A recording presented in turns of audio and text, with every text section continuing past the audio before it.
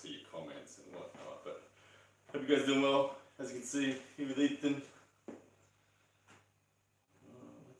Where do I find this sucker? We'll get there, YouTube. We got one person in here. Look at that. G'day to that one person. Oh, there we go. Live. I'm gonna mute that. And now I can read your comments, see what's going on. Sweet. Whole pancake thing. Look at this. Small, but not burnt. Not burnt, Devin.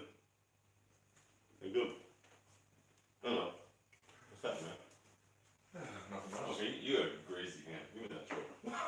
I'm gonna come in with baby oil at some point. Just. You got Nathan Yo. What's going on, fellas? Burgoyne's Beer Belly says, sup. One of the troll army, first troll army in the house. Jasper, Human, Majord. He retracted his message. I wonder what it was. It says message retracted from Jasper. You think it was positive or negative? I don't know. You don't have a like down there. What's that? A cookie? This is Burgoyne's Beer Belly. 20 people. G'day, YouTube. Guys, hit us up. Any questions you got? We're just going to train for a while. I'm getting lazy on the editing, so we're going to get live.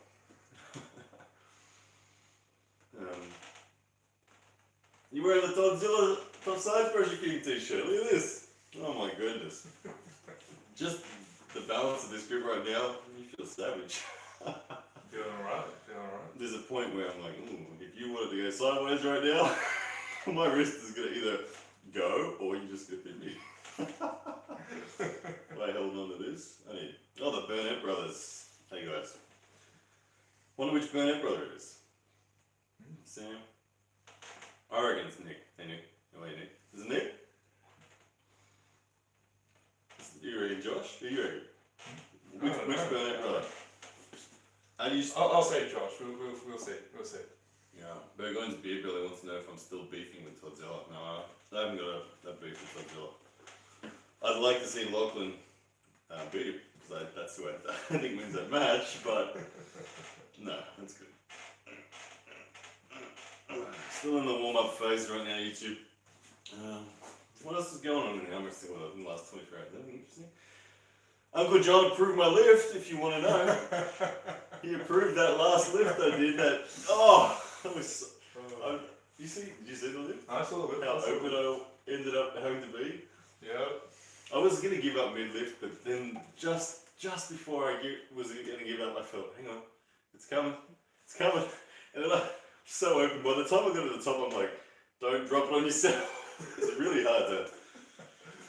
genuinely hard to control. Toby Richards, hey there, buddy. When are you gonna crush BLM? Man, I think I could and would crush BLM. Like I said, I've had his training partner, Evan Burgoyne, say to me that I would crush him. And that's throwing him under the bus. But sorry, Evan, I'm throwing him. Evan said to me, he's like, dude, you crush it. It's unlikely, man. I'd love an Australia v Canada card in general. Ooh, that'd be fun. Mizel Jador put a post up yesterday saying, how good would this be? He had Lachlan Adair v Ryan Espy, Ben Carroll v Matt Mask, myself v BLM, Jordan Davis v Joe Fox, and he had Sam Burnett v Uncle John. That'd be a fun card. I think Australia wins 4-2. Yep.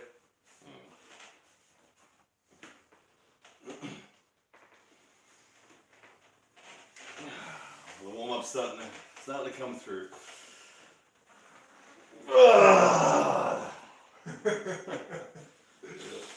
Nice replay too.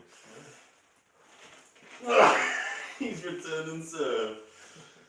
Gotta get a lapel mic, can't hear anything. You guys can't hear us? It's just my phone sitting over there. I do apologise for that. I'll speak loud. Oh, you're making me slip with a strap. Let's get in the strap. Now it's all over YouTube. Yep. Strap's here. Can't bust my wrist back anymore.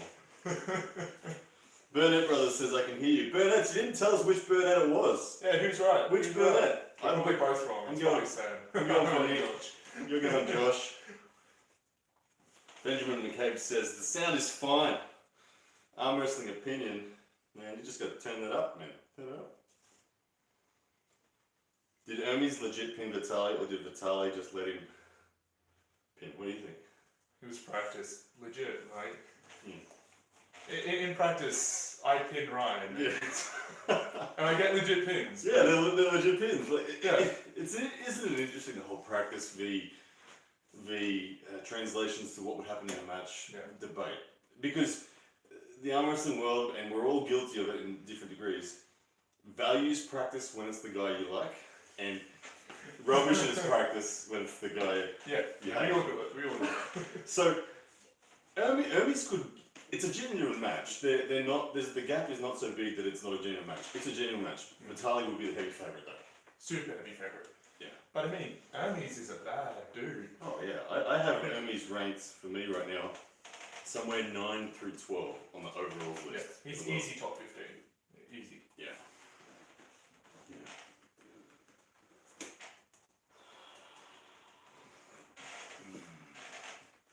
It's Sam. It's Sam Burnett.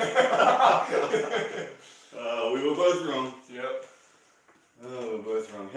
Question from the Swayze Express. Ryan, how much do you think it costs to travel from Michigan to Orlando for a week? What am I, a travel agent? I once was a travel agent, but I have no idea, man. Oh, yeah, that feels good. No more top rolling. Looks like my pound for pound shipment finally hit the US. Daniel Lyrics, yeah, thank you for your patience, man. It's yeah, it takes a while. Shipping from Narnia.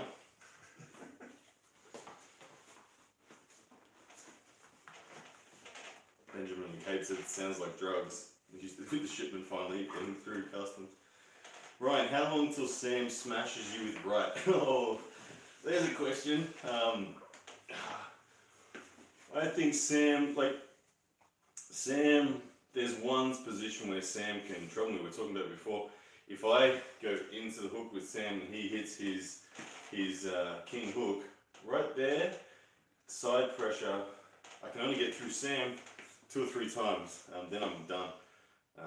But if I choose to deny his cup, which is still very comfortable for me, it's fine. So it's a while away yet, but the fact that there's one position where he can get through me and stop me is very good signs for Sam. Sam, I believe, is the #1 80 kilo in the country, like legit. He's gonna pull Phil Rasmussen in June in a formal super match, and Phil is the current 80 kilo national champ.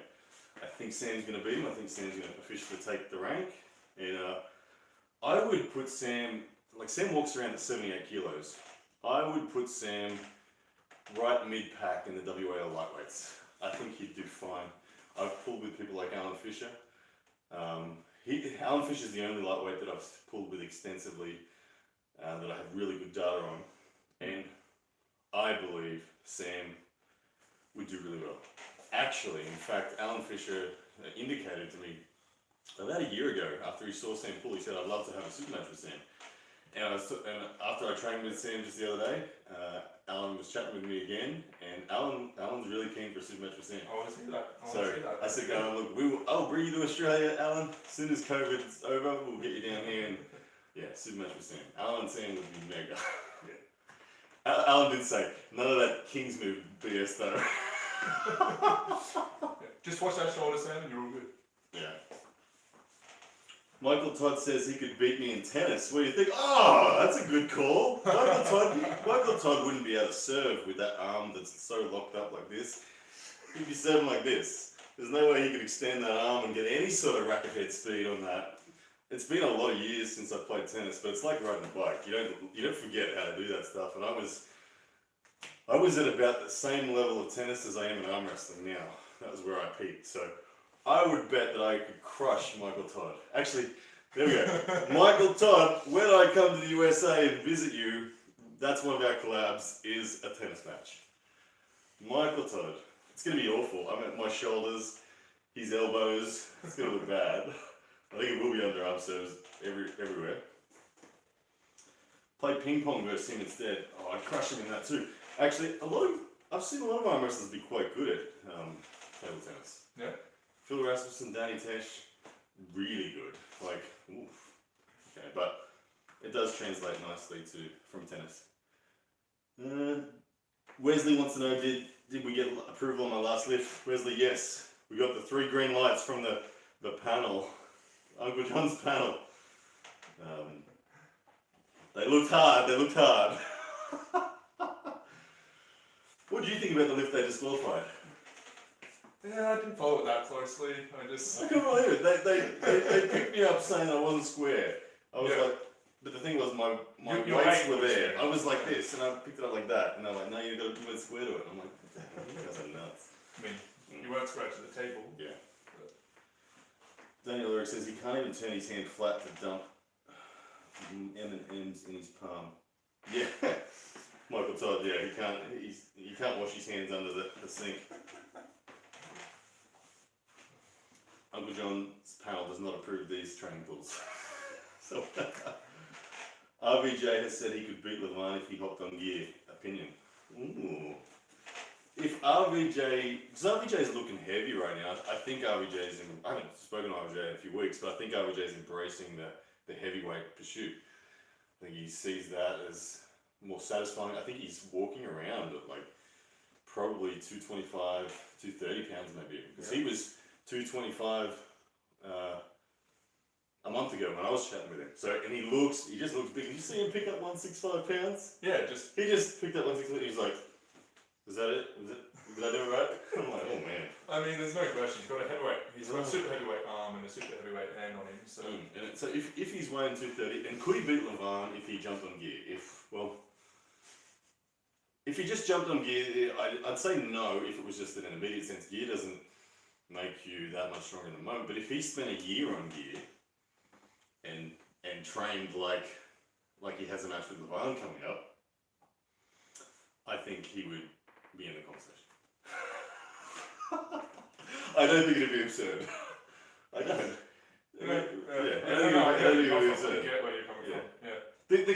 Here's one of the things, and this goes back to the question with Sam against me, with you against me, training tools and everything against.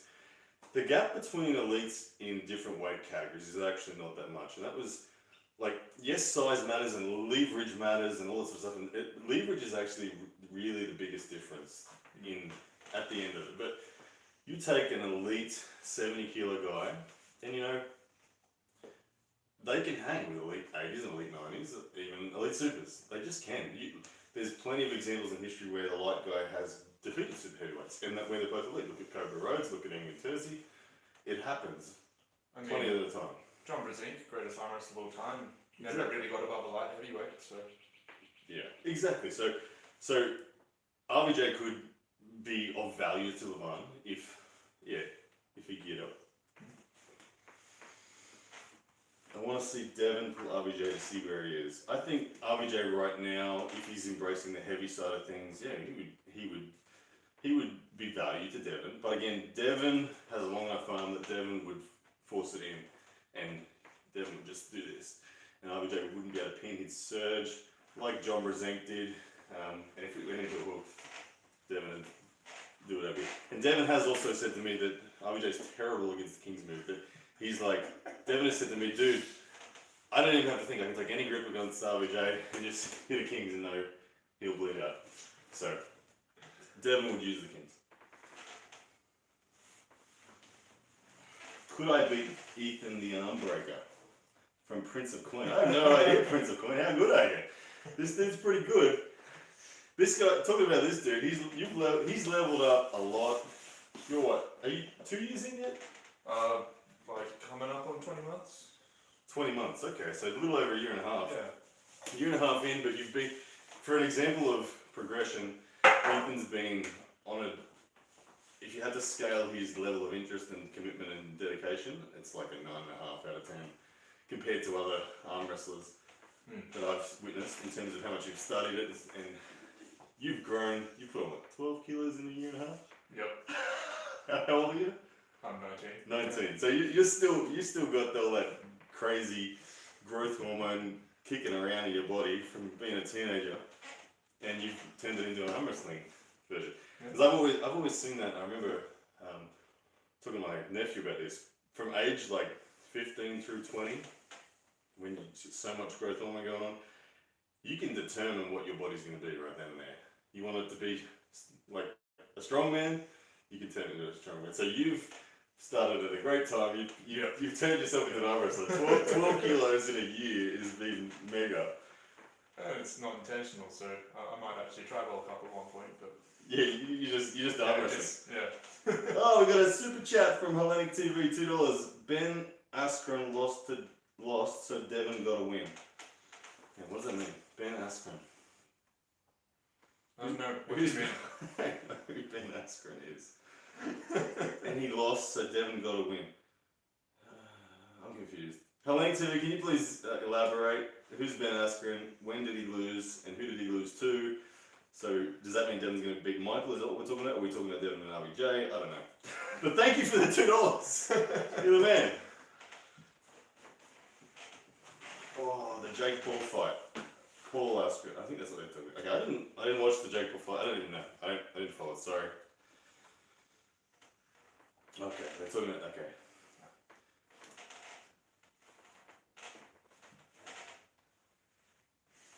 Ben Askren is an MMA fight. Yeah. Okay. Gotcha. I'm feeling nasty. He's found that perfect contact where I can't chop his pronation down, and all I got is an attempted slip. But I'm gonna try to hold on. Oh man, you're exposing my painful shoulder. Sorry. That's alright. That's alright. You keep doing what you're doing. You're doing good. There we go. You gotta stop. Brett will eat me in a hook match. If he can get it in there. Good luck, Brett. Prince of Coin. Sounds like a Melburnian is Prince of Coin. Maybe. Yeah, he wants to know if he can beat you. But Prince of Coin, obviously, from Melbourne, now that he's championing Brett. You know, I asked if you guys want to know where Brett's at, Prince of Coin. I've offered Brett for a super match. And he's told me he needed a few months to prepare. So, I'm ready right now. Brett's not. Wonder why. Wonder why he feels he needs to prepare a few months. Maybe he's worried, little Prince of Coin. If Brett messaged me tonight and said, I'm going to be in Brisbane tomorrow, do you want to pull? I'd say yes. Super match, tomorrow night. So I'm ready anytime, even if I'm coming off training. You can start on the straps every round with him. Well, that's the other thing. Brett says, please sir, can I start in straps? Because he's so worried that he couldn't slip in time, and that he couldn't handle my top roll here out of straps. So that's already showing you enough about his doubts. But yeah, I'd start in straps with him. Yeah. I just wouldn't tighten it up that much. You can't make me tighten it. Yeah, and you wouldn't let him start here. Yeah, no starting there. I would set like this. He would chase. I would put a big gap. I'd say, can we go back to center together, please? We go back to center together. Tighten the strap on my hand. It's too tight. Can you just back it off a bit? Thank you. And then big hit. His wrist would go. And then if Brett was strong enough to stop me from there, which he did 4 years ago when I won this with Brett, I took Brett's wrist and he came back. But that was before I had side pressure. That was before I had this position. You look tiny. Yeah, I was 80 kilos. So if I cracked Brett's wrist, it would be definitely over. But, you know, there's a big part of me that's like, I think I could beat Brett the hook. Not in a slow, eased in, but if it's like in the straps and I hit bang, he forces the hook and then I sit there. I know Brett's got an amazing arm hold, but if his hand gaps, because I wouldn't be looking to gas his arm, I'll be like this, letting him attack and surge, and bleeding hand. And then if his hand starts going, I start getting free regroups, and he ends up hitting himself. Blue versus Uncle John in Dubai, another $2 from Hellenic TV. You're the man, Hellenic TV. Blue versus Uncle John Dubai. You know, I went to my travel agent today, was talking to him about when's it going to come back, when's international travel going to come back for Australia and us not have to do hotel quarantine, and he said, from the behind the scenes views, August is a hope for a transition from instead of it being hotel quarantine to quarantine at home, Oh, okay. which would make a big difference. You can You can still train at home. you still train, you can still create, you can still work. You don't have to pay for the hotel. That's a big improvement. So August maybe. So I'm not going to be in Dubai in May. That's for sure.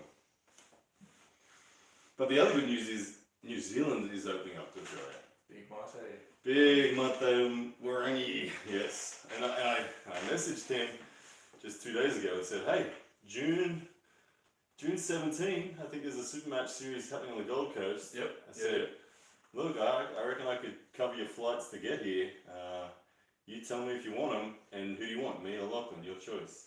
That'd be epic. Let Big Mate Warangi choose. And he said to me, I'll let you know Monday. So he's considering his options. So Mate Warangi, June 17. Does that mean we'll It's get a someone hope. like Charles Pury coming over as well? Or? Well, it's so good that Queensland, that New Zealand has opened up because that changes up a lot of things. Practice pool champ, Hermes is in the house saying hello. He's liking to see that. Oh look, he just. I'm number one in Australia. After that, Desperation Pinocchio, what's up, champ? Yo, Larry Gasparini, I want a Dubai post now. Cool.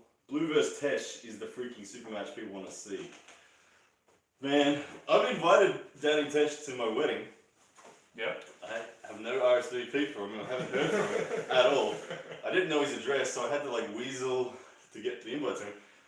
I also mentioned to him that there'll be an arm wrestling table at the receptions. But I don't know. If Danny turned up, that'd be so cool. I would love to. I would love to still. I'd go straight to the hook and be like, can I beat Danny in the hook yet? After him doing nothing for 2 years and me training like a madman for 2 years, have I finally closed the gap in the hook? I know. Clearly, with him retired, I could top roll him. But in a hook, in a strap, I'd still be like, ooh, I don't know. that is a freak. Strongest slow moving pull I've ever felt. Neil is getting a hard on in his sleep at the mention of Tesh. Yeah.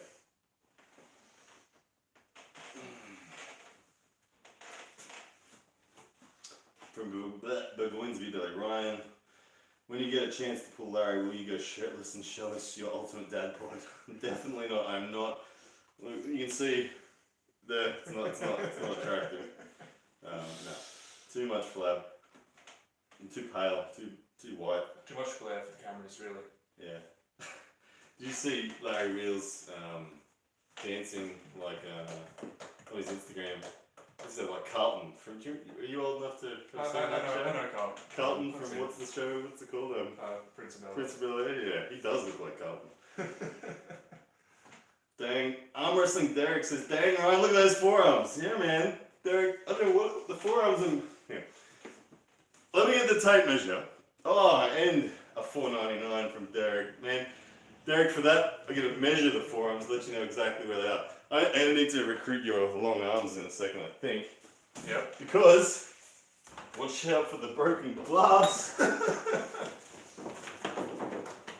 It's somewhere down here. It fell down the back. It's behind the washing machine. Behind the washing machine, YouTube. Hang on. Oh, I don't want to break more glass and knock the beer ball off.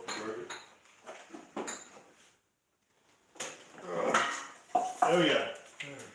Alright. Thank you, Derek, for the super chat. Forearms with straight. Gotta get it right. Yeah. Forearms straight. Just shy of 15. And forearms up here doing their best. 16. Nice. Yeah, there you go. Probably close to 30. Oh. Does Ethan work? I'm a uni student, so only casual work. You're a Todd Hutchins style, aren't you? Whoa, we got 14 and a half. 14 and a half. At the 90, give it the biggest you can make it. It's probably going to be similar. Oh, it'll go up. 15 and a half. 15 and a quarter. 15 and a quarter from Ethan. Nice. Oh, alright, people want to know bicep now. Now we got the tape out. You're going to ask for everything. They're going to ask my head size next. They will. You know? Well, we might as well just go there. Yeah. 15 straight up, Ethan. 17 on the bicep. And,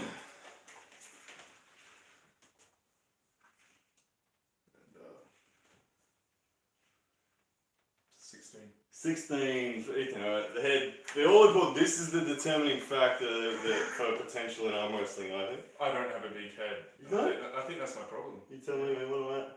Right. Just under 24. Just under. Just at 24. There we go. There you go. Just under 24 in centimeters. Yeah, okay. Yeah. There you go. People asking for calf size. No, you don't get that. That's definitely. We got What have I got? 23 and a half. 23 and a half. Yeah. That's not too bad, mate. You got potential. I got potential. Put on some weight, make that a bit bigger, and I can. Brzezinski's at 34. Brzezinski's head is enormous. I'm worried about his hats, and I'm like, whoa. Ethan, how much longer till you have your way with Jordan from Gabriel Barbosa? Just under 3 months. Oh, there it is. No, that's the match. So I'm hoping in the next 12, 18 months I can start taking control of that. But you know, Jordan's getting big. Jordan's 90 kilos right now. Yeah, he's catching up, and he's dangerous. He's vicious off the start. He's feeling good again. Yeah, he's feeling. Last 3 months he wasn't feeling so good. He's feeling good again now. Yeah. All of a sudden, I'm like, ooh, Yeah. okay. 2 months ago I felt like I was catching up. His side pressure, his ability to press now. I'm like, oh, Yeah. I was gripping him the other day. Just taking center and just. Yeah, and I collapsed his pronation a bit, and he just went. I'm like, ooh, okay, that was really strong, Jordan. Yeah. So Jordan is looking dangerous. Jordan's proper dangerous right now. Absolutely proper. At some point soon, look at him maybe cracking top 5 in Australia. I think he'd beat Ryan Scott. What I felt the other day, Yeah. I would put my hand Jordan over Ryan Scott. He's definitely top 5. Jordan and Mario, be a great match. I'd back Jordan. Jordan and Vitali, great match. I'd back Jordan. Yep. Who wouldn't I back Jordan over? I'd back him over Brett Coots. I think Jordan's 4. Yep. So, in other words, realistically, it's going to take me quite some time. But for the sake of Ryan's channel, I'm going to smack him in 3 months. But you, at the end of the day, you have the same dimensions as Jordan. Yeah. And you're at the 103 kilos or whatever that he wishes he was. So you just got to condition your elbows to the same degree that his is, and then you got him. Well, I think our elbows aren't actually too far off. But I'm still way behind on hand. So. We're going to be able to ask, where is Lockheed? We haven't seen him in a while. Lockheed has been moving house, so he's been unable to really do any significant training. He's been packing up his old place, setting up a new one. Plus, his wife is, I think, due to give birth to a child in like 2 weeks. So a lot going on for Lockheed right now. That said, he mentioned to me Wednesday night this week, Ryan, come train.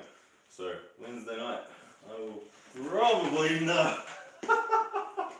Look at that slip. Look at that. That was awful. Alright, where's that strap? I'm not holding on to you anymore.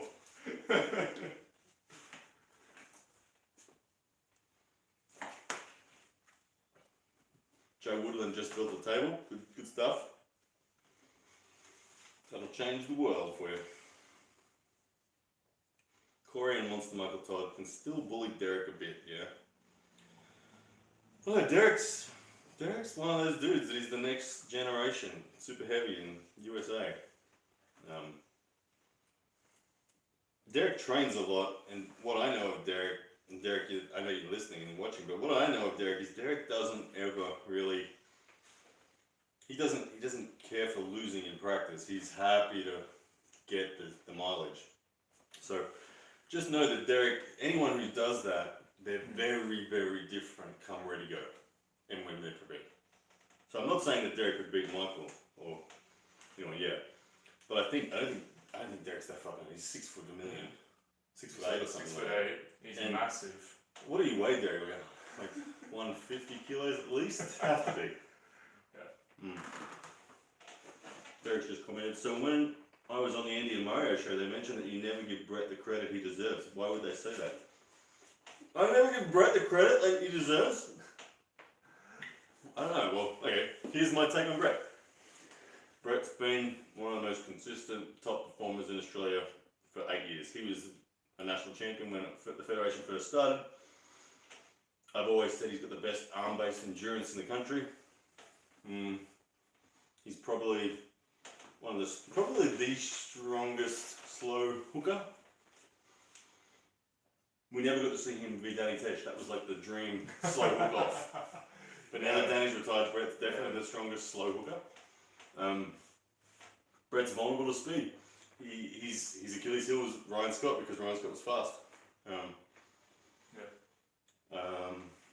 Brett beat Ron Barth 3-0 in a super match on left. Brett sits at currently ranked 4 in Australia. He's a bad dude. I've never beaten him, and people have asked. Someone asked me the other day. They said, "How are you ranked above Brett when you've never beaten him?" I said, "Because I haven't pulled him in 4 years, and Brett has never pulled any of the top 4 guys in the last 3 years. He hasn't pulled Ryan Scott, Lachlan, Ben.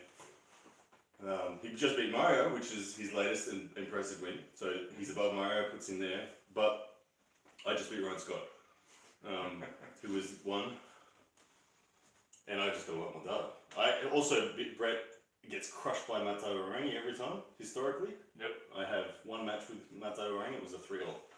So even though I haven't faced Brett, I've gone past him because of a couple of other results. But like I said, I want the match with Brett. I asked for the match with Brett. He wants a few months. I said, okay, let me know. Let me know when you're ready. I'm ready anytime.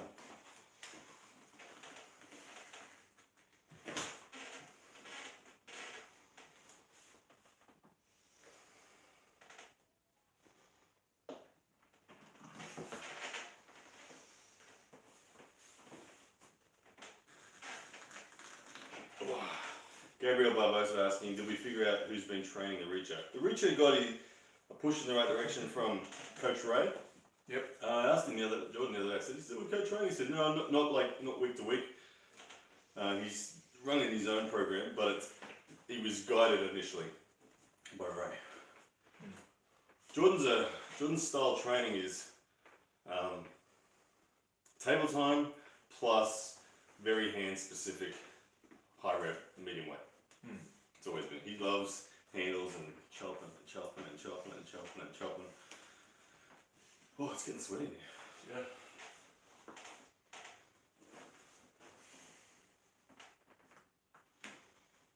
£355, says Derek. What is that? Divided by 2.2. You do maths, so I just came out of the exam. It's 155, 160, I think. Well, 150 is 330. Okay, so yeah. So 25 pounds, another 10 kilos. So yeah, so it's 160 kilos. Big boy. Bill Nub. Derek, do you think you could have as much power at 242 as you have now? Uncle John seems to think so. He seems to think he's held on to his power.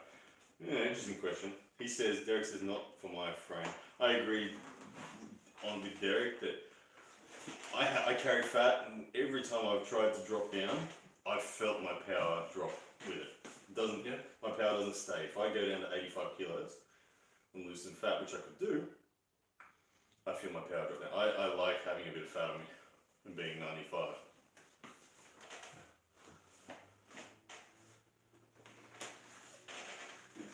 Gabriel Barbosa giving me a chance to plug my own stuff.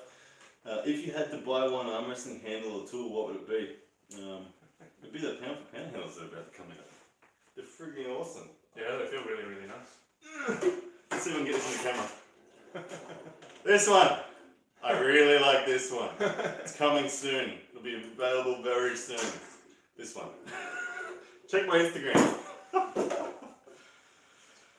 What are your thoughts on Chance Shaw? How do you think he'd match up right now with someone like Corey West?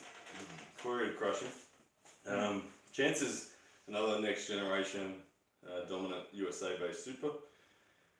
But Corey's just better. he's bigger, stronger at the moment. Corey's the lead charge. When we say next generation, Corey's the man. And I mean, stylistically, that's a horrible match for Chance because from what we've seen, Corey's forced some hooks so well. You don't top roll Corey. No one's been able to top roll Corey. With the exception of Michael. Yeah. No one's top rolling Corey. Everyone, Wayne Withers just turned in. When I watched Chance train with Corey, it was just like Corey was just. As soon as Paul Lynn went to top roll, Corey was just like, His wrist flexion's really good. No, it's insane. So you gotta high hook him. If you're a top roller, you gotta go. I'm not taking his wrist. Grip a little low, hit and pronate, and then sit there like that. And as he cups, retract and bleed and chop and hope that his hand flattens and doesn't just crush you. So. And I mean, he trains with Michael, so if you're going to train with anyone to help you stop top rollers, that's Desperation Pinocchio. Ryan, do you really believe Australian beer is better than Canadian beer? I haven't tried many Canadian beers, and the ones I did, I didn't like. So, yeah, I do. There's a pretty big beer culture in Australia, especially if you go to Melbourne and places like that. A lot of craft beers, small microbreweries, and that have some pretty impressive stuff. But if we're talking, if you're thinking Foster's as the example, then okay, Foster's is rubbish. Because everyone in North America thinks that Foster's is the Australian beer. It's not. I don't see anyone drinking Foster's in Australia.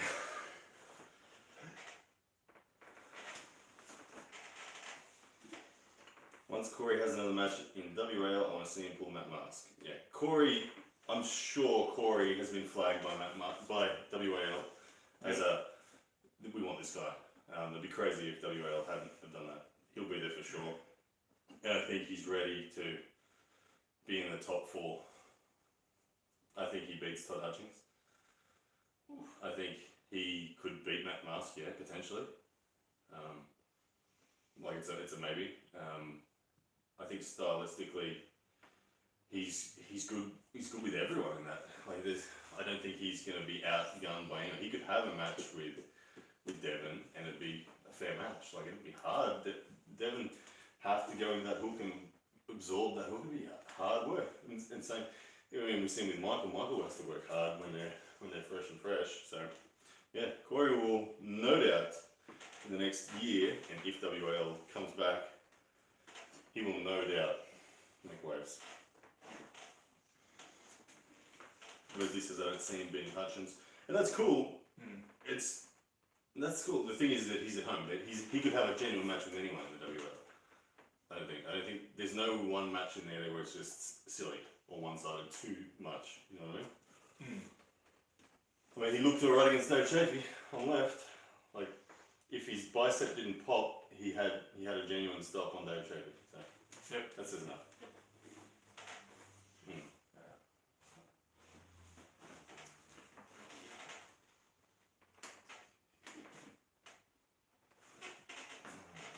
You thought it was there, didn't you? I just wanted to see how much of it was You guys gonna switch to the left? No. What do you want about that? No. I don't know, this is the one time you might actually just dominate left. No, I actually have my wrist is injured still from Sam Burnett.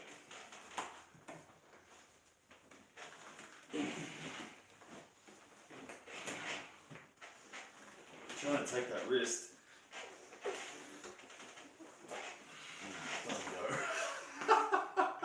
Look at the replay.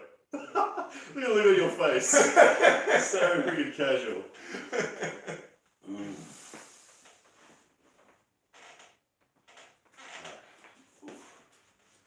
Need some more chalk and a bit of water. 2 seconds, YouTube.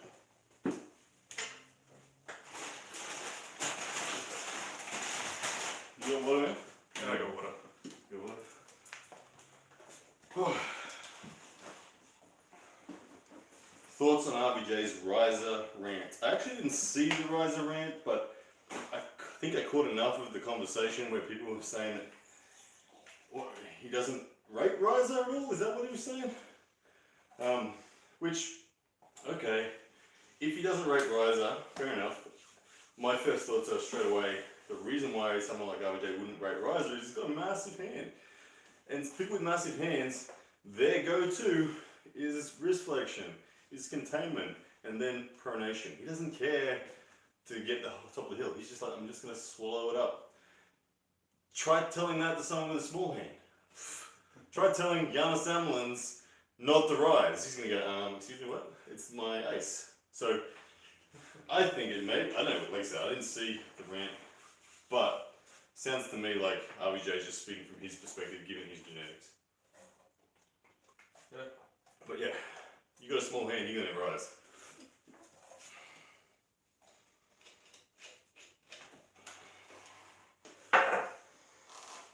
You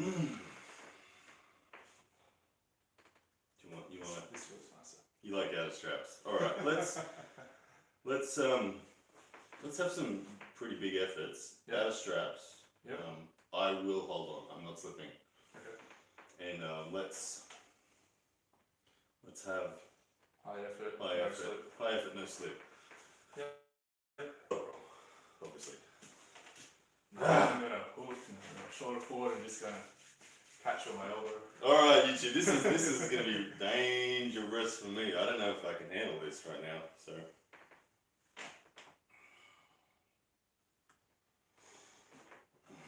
Need the exact perfect grip. Oh, okay. He meant the riser platforms you stand on to make you taller. Oh, that's different. That's different. I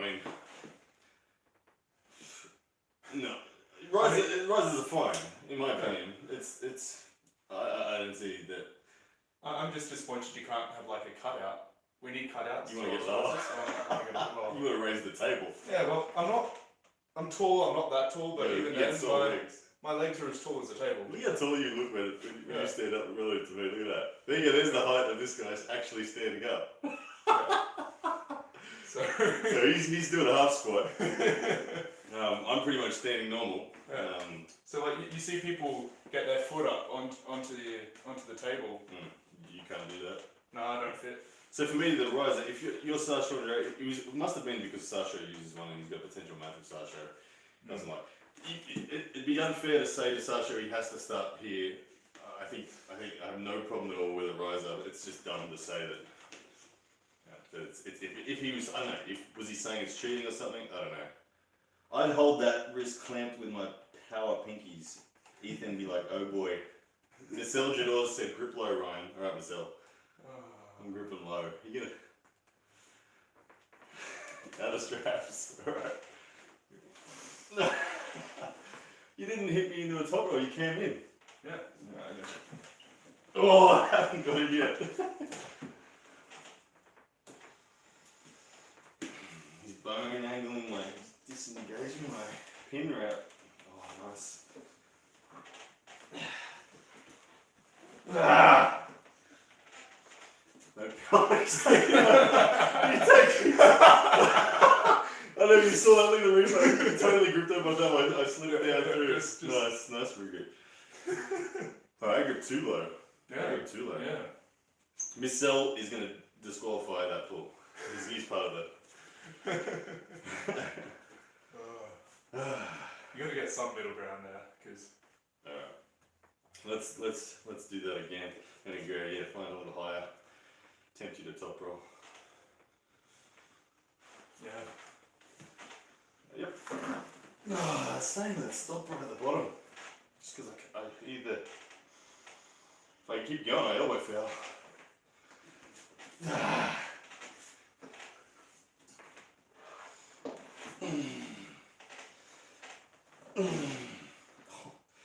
Freaking elbow pain. Yeah, I can't get a pin without elbow fouling.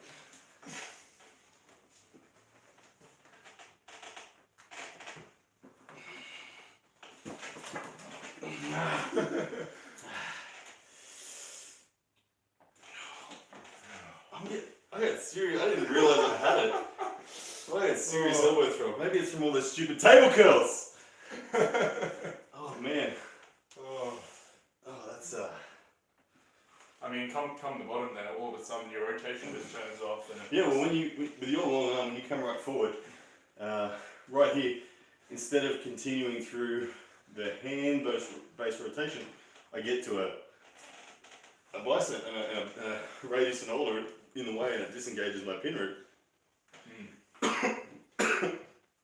Sorry, nail chalk. I need an extra inch. So there you go. If your long arm proper long arm grips you that low, come inside. The rotation comes through at the end there, so it's. Because my hook is not close to my top roll yet. I'm developing it, but it's not close to my top roll yet. There's enough to stop me then. Like I said, you then highlighted how sore my elbow is that I didn't know. I'm trying to go sideways and then my body's like, no. Alright. Mr. Elderjaw says, those beautiful table curls, I've still yet to do another one since day one. Mr. Elderjaw, I've done, in a 24-hour period, I did like 8 max efforts. Shocking. Alright, I need a pin. You're up 2-0. I am. Yeah. Yep. I said no slips, didn't I? Yep. It's got to be outside a strap. Alright. 3 And it's gradually getting slightly higher up until you get the. Get to the point where I feel like I need to top roll. Alright. Yep. Here we go. Yeah! He coming up to the top roll and I stopped it. The replay gave me the time. He couldn't get back to that hook. 3-1! 3-1. Big comeback on here, YouTube. Yep. Big comeback. Are we going to win by 2 or are we going to. First to 5. First to 5? 3-1 to you. Yep. What was that? Alright, redo that one. Redo. Oh, I think that was. Alright, you want 4? Alright, 4-1. That's it, I'm gonna smash it. It's gonna be nasty. Yep. 4-2. Come on, elbow, stick with me. Yep. 4-3. Come on. 4-3. Yep. 4-4. Here it is, first to 5. This one's the one. What do you do? Look, that's up roll. What do you do? I don't know. Here we go. This is for the win. Oh, he's taking a big deep grip. That means, I think a big reversal. Top roll hit's coming. I don't think you're going to go in like you're trying to make me believe. Always changing plan. This one for the win. For the Hermes Gasparini Cup. Hold on. Alright, here we go.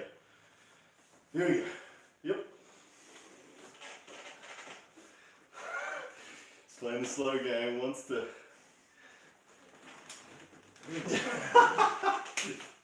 He was waiting for a big reversal. Oh! Alright, there was a question up here from Jeremy Ma. Ryan, I'm going to scroll back up. Hang on, Jeremy, I'm coming. Ryan, where do you think Paul Lynn is, or how far away from the top middleweights in North America or world? How do you think you and him would match up? I think Paul's right there at the 20 end of middleweight. We haven't had the data from WAL for a long time, so we don't know exactly, but we've seen him dominate in his state tournaments recently, in his weight and supers, so it shows that he's continuing his progression. Paul, I think in the middleweights is top 3 for sure. You got him, you got Dan Mosier. RBJ, of course, if RBJ lightens back up and gets down to the middleweight, he's there. I think that's it. I think he's top 3. And that top 3 could be interchangeable at the end of the day. Internationally, I respect Paul. Yeah. If he pulled anyone from Europe in USA, he'd probably do really well. If he went over to the Zloty, he'd do a reduced version of that, just for lack of familiarity. I don't think Paul's pulled in those conditions before. But he's motivated, he's consistent, he loves the sport, he's not stopping anytime soon. He's going to get better and better and better, and he's going to be one of the mega stars of North American arm wrestling for a long time. Yeah.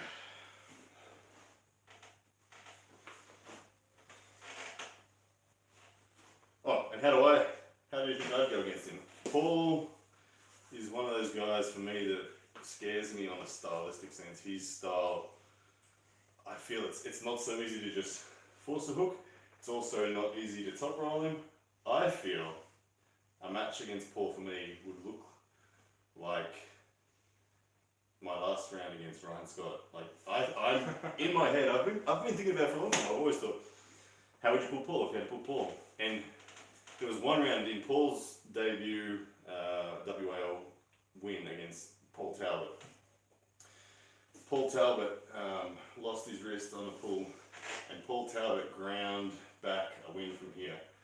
So I wouldn't look to get there. I would try my absolute hardest to contain his top roll. I think he tried to top roll me. I'd try to force him to hook. If he popped my wrist, I think I'd find a stop here, and then it'd be a grind out.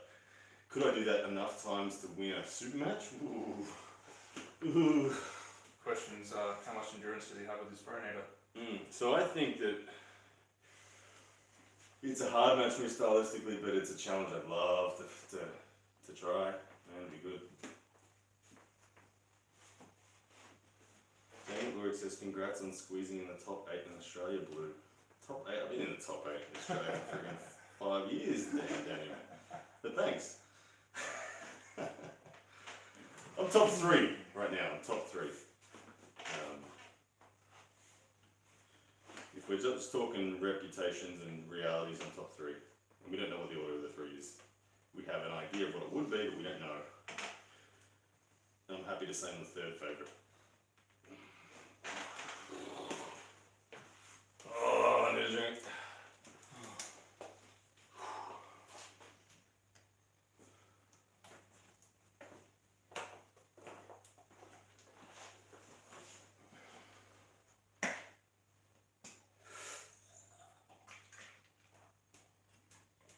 Just reading your comments. Looks interesting. Devon's Pork Chop says, hello, Mr. Number 1 in Australia. Yeah, good day, Devon. I mean, pork chop or whatever it is. Or I think it's a troll army, but anyway.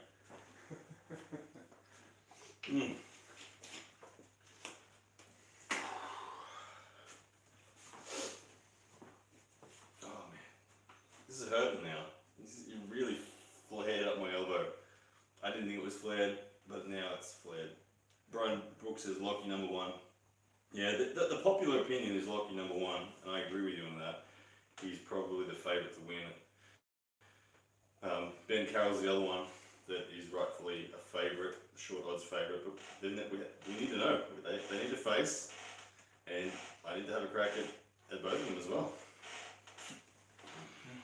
Simple. Time will tell. The November Over the Top 2 tournament will be amazing. All of Australia and New Zealand's best will be there. If the 2-week quarantine has disappeared, there's going to be internationals. Devon, Espy, they are 2 people that I've heard confirm it. You win that tournament, you're number 1. Like, you just flat out are. How's your diet these days? Focus on strength, progress, not so much. What was that, Bill? I just eat what I want, man. I don't think about it. My fiance keeps me in check with eating healthy food, but when I'm not with my fiance, I eat shit. A lot of it. Someone asked Dave v Jerry, who wins? Dave. I don't think Dave's ever lost to Jerry. I haven't seen it, if he has. Jerry can't match the side pressure, he can't access the flop press, because Dave just pins him before it goes into a hook. I feel like that weird strength of Dave is just right to deny Jerry's. John Brzezinski described Dave Chafee's style as one of the most peculiar feeling arm wrestlers he's ever gripped. Dave doesn't care to cup. If you force Dave to cup, he will, but Dave's just got a very odd, twisting nature about him, and the straight side with a big twist. Yeah. Well, his favourite exercises, though, is hammers and just doing... Yeah, straight-wristed pronation is his... with a sledgehammer.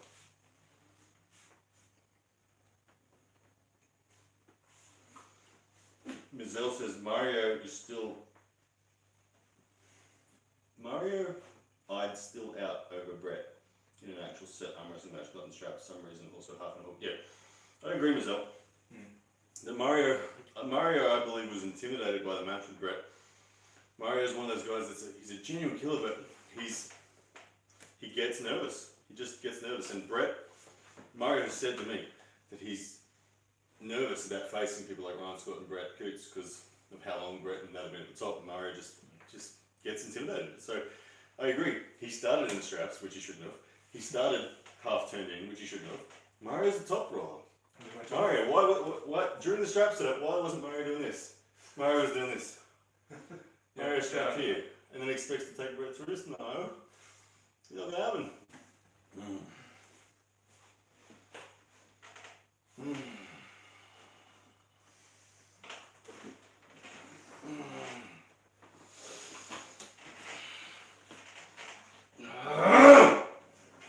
Come on, Cup. Cup. Flatten. Cup.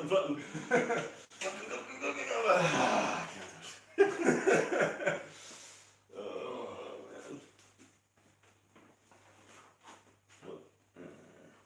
What's your update on huge Devon being mini Michael Todd?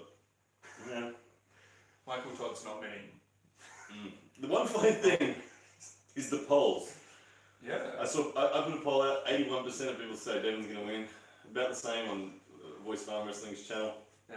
That's crazy.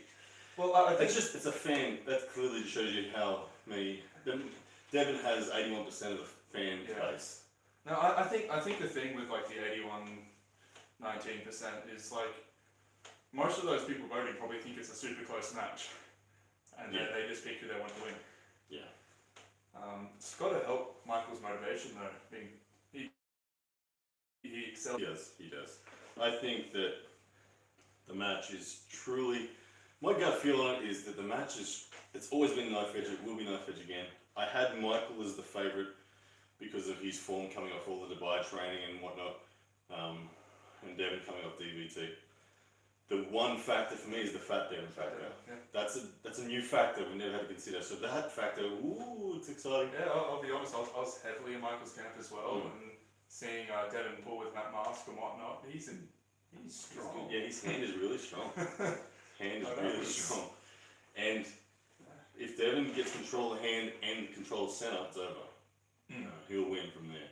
But Michael's going to take centre aggressively, and it's more realistic that Devon gets hand out here, and then it's can Michael transition to a press, or when he tries to get to a press foot, will Devon get centre? But we also saw last time it happened, him going here, and then he was able to just come straight back to it. I think though, if it ends here, Yep. Devon will look for a kill. He won't bleed. Yeah. But it's going to be knife edge. the good thing is Fat Devon it's brought it back to. I don't know who's winning. The funny thing is, neither of them are looking for long matches. Yeah, if Devon was looking for a long match, he would not be putting on weight like he is. And and we know Michael's going to try flash pin Devon, so this is an interesting dynamic from both of them as well. Arm Wrestling Theory is asking me, do you ever do flexion with side pressure or just flat hands side pressure over cup side pressure when you're training on a pulley? Okay. Side pressure for me is, first of all, let's talk about it on the table. The key to side pressure is securing your hand. Can be secured anyway. And when I say securing your hand, I just mean that when you apply side, the condition of your hand relative to your opponent's is not going to change. So Todd Hutchins, for instance, is happy to be there. It's secure there. So when he goes sideways, nothing else happens. But if when you go sideways, the condition of your hand changes, you will have a reduced side pressure. So securing your hand, sometimes with a cup, sometimes you don't need a cup. When I pull Jordan Davis and I pull you, I don't need a cup to go sideways. I just want to know that it's not going to go further back. And then I'll go sideways. So in answering that question, they're two separate things to train. If I'm training wrist flexion and side pressure, I'll do it with a rolling handle. If I'm training flat hand containment side pressure, I'll do it with a wrist range. Fry Rose, $1.99, super chat. Thank you, Fry Rose. Makes the comment, Devon is still the betting underdog, I would say. And I agree with that. I agree with that. If you're a bookie, you've got Michael Todd slight favourite. And that's fair. I think that's fair. Yep.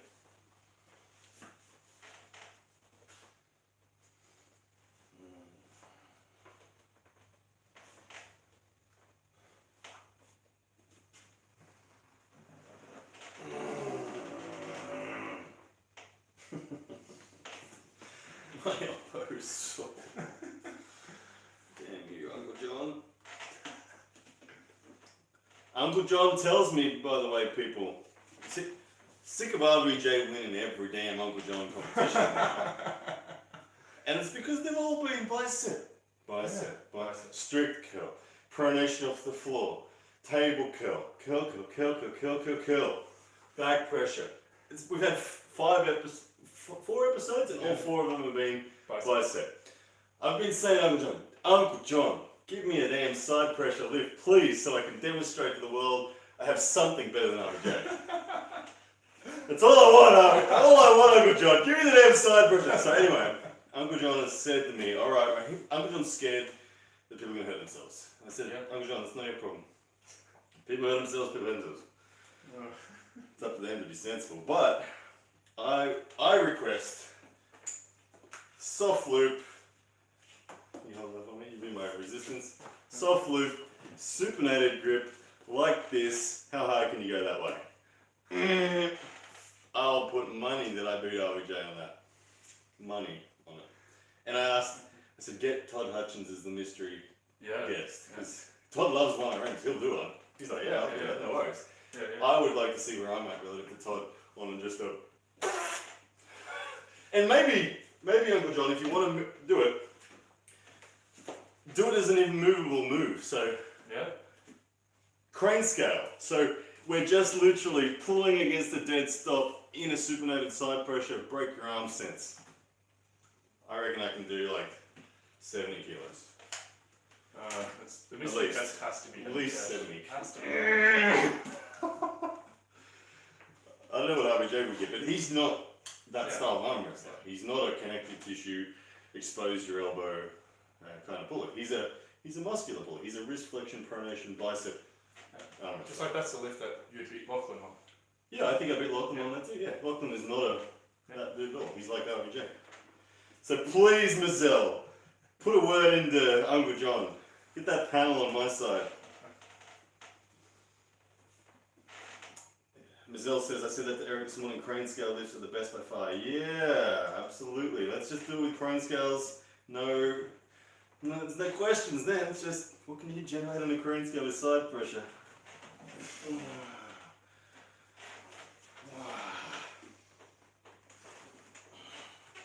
This is an interesting pull. My hand's gone. What do I do? I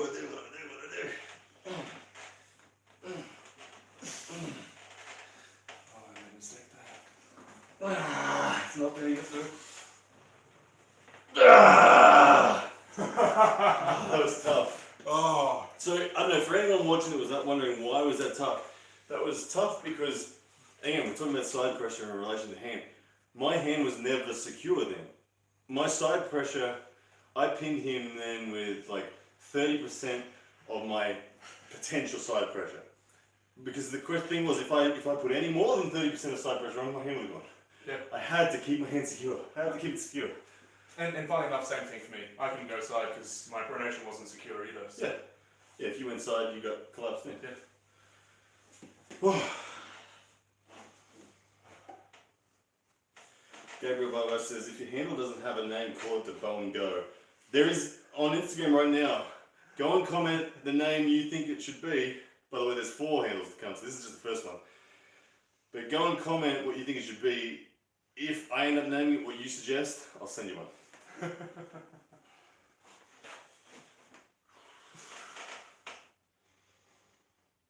Thank you. He's on board. Taryn Broad from South Australia. G'day, brother. Oh, what is that? That rigger was rude. That was a rude rigger. Oh. Have some chalk, please. Yeah. It was like, he feels good. Yeah. Do nothing. Oh, man. We've been arm wrestling for 64 minutes. 64 minutes. That's pretty much 64 minutes straight, too. Yeah, well, pretty much haven't stopped. The Vector Inspector, says Wesley from the handle. The Rusty Trombone, says Mark J. The Rusty Trombone.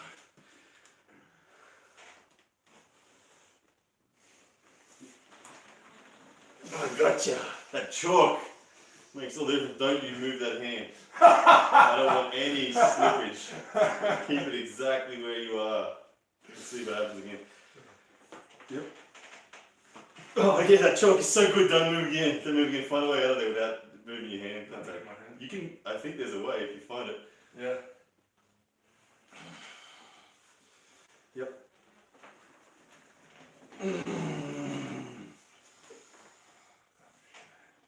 Yeah, maybe top roll me.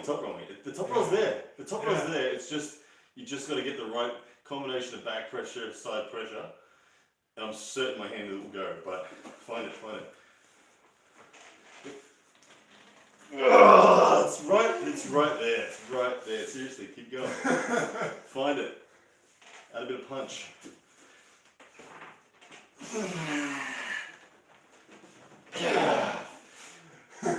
Find it. It's there. I'm gonna move my thumb up by that much. I'll let you take it. A 2 mil regrip. Go. Where do you want? I've done 2 mil. You've done 2 mil?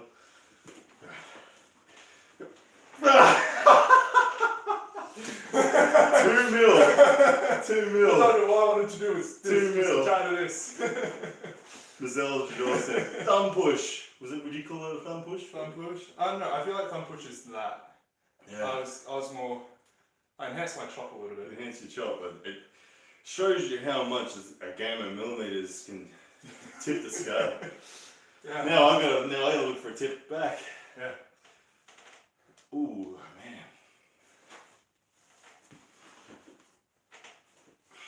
Yep.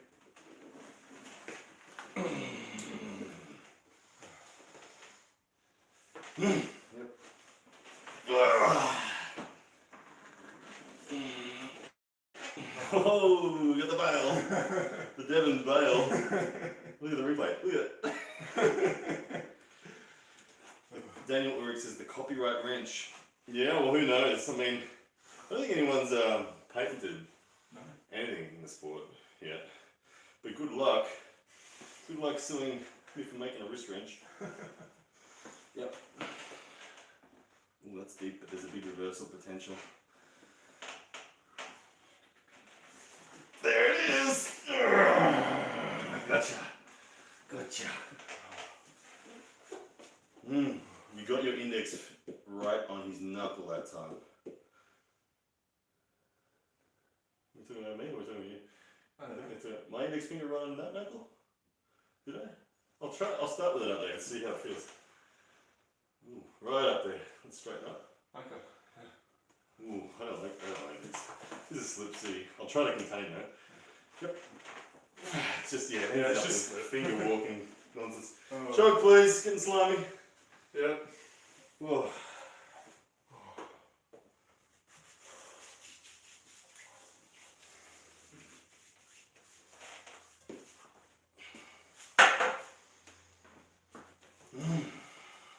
What's everyone's favorite YouTube channel right now? Mine right now,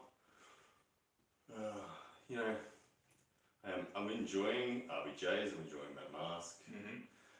The dude that did that podcast with Matt and Devon, his podcast was really well. His production level super high. I actually haven't been able to watch that one yet. Yeah, I haven't watched it. It's worth it. Yeah, It's very good. It's very good. And actually watch it. It's really good when you watch it as opposed to just listen to it too. It's very impressive. Ryan saying it worked for you against the reach I saw, but this 2.0 must have a small reacher must have a smaller tank than Ethan. Yeah, it was. What did I call it? It was something through the gate I was going the other night on. There was a YouTube commenter that was cheering on Jordan, and I ended up finding a little hole in Jordan's top roller, and then I called it the whatever gate. Anyway, I found this beautiful spot where Jordan could do nothing. Oh yeah, Matthias Bedard is the man that I was talking about. His channel's it's good. All right, through the gate, the Jordan gate. Oh, that hurts my freaking arm. My shoulder that hurt. Keep going, I'm gonna get you. Alright, here we go. No! No, I'm open. Who you got from here, YouTube? Who you backing? Keep going. Don't stop.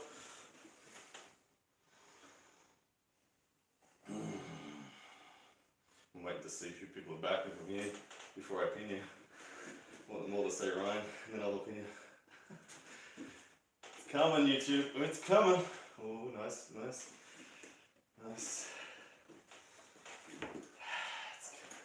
It's coming. He's gassed.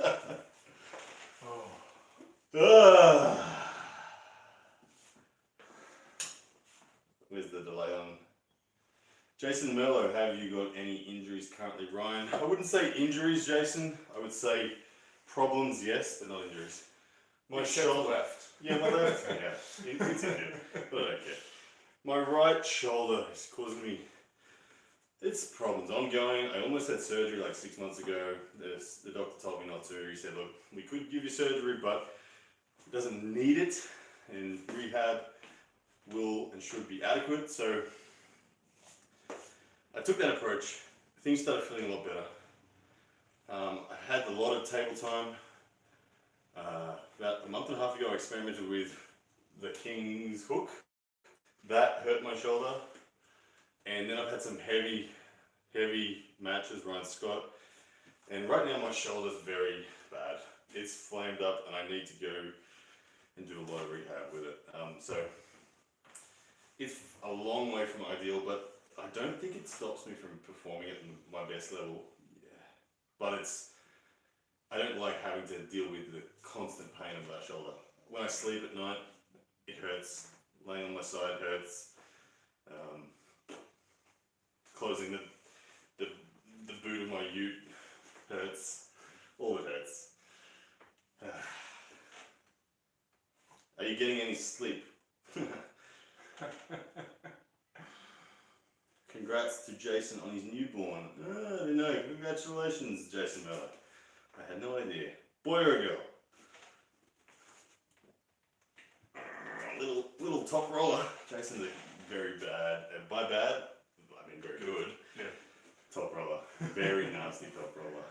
Like middleweight elite, for sure.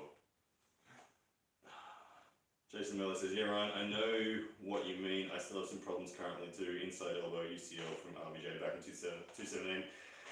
Some of those things, isn't it? Arm wrestling. Devin Lau's 3 rules to become a elite arm wrestler. Love arm wrestling, don't get injured, but never stop. Yeah. And yeah, I feel like arm wrestling. Oh, Paul Lynn's in town too. What's up, fellas? Hey, Paul Lynn. We're just talking middleweights and injuries and all that sort of stuff. Good to see you, man. But yeah, Jason, yeah, living with injuries as an arm wrestler, or living on the edge of injuries, seems to be a common theme. But injuries can be a blessing because they make you work on other things. I remember Devin again. Lots of stories from Devin when he had his surgery, or prior to his surgery. I remember him saying, just touching the center of his hand caused massive pain. He couldn't do wrist flexion at all. And Devin, for a year and a half, said that the only thing he trained was back pressure and wrist rise because everything else hurt too much. And he got surgery, just trained this. Then he beat Michael Tollett in that Arm Wars. That was his next big outing, and it was with this. So it became a weapon of Devin's, and it was that back pressure of his was really what made him so capable to come down into a hook and a high hook from a great position. So yeah, just kind of never stop. Lethal Arms says not lefty. What's that?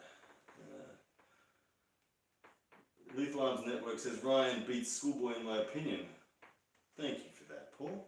I think it'd be a good match. I'd love a match with Schoolboy.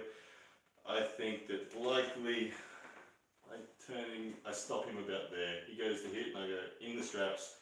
Stop happens. He doesn't want to come into a hook. I might have to pull through like that.